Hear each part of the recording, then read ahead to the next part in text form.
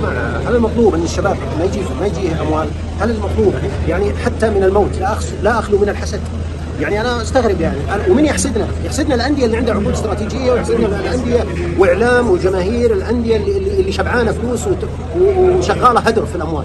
احنا ناس منظمين ماليا، محوكمين، مرتبين، لن نلتفت لمثل هذه الامور، واللي فيه مصلحتنا هنعمله، واللي فيه مصلحتنا بنسويه.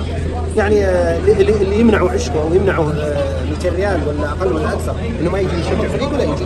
مباراه الاتحاد كانت نفس الاسعار والجمهور اكثر. جمهور النصر اليوم ما جاء، نحن مسؤولين عنه. ممكن يكون جمهور متعود على ابو بلاش، متعود على التذاكر المجانيه، انا ماني مسؤول.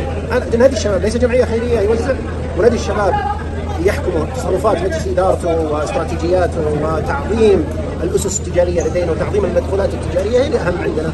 انا ما مهم عندي ارضي اعلام فلان او ارضي جمهور فلان، اخر اهتماماتي اني ارضي احد. انا ارضي استراتيجيه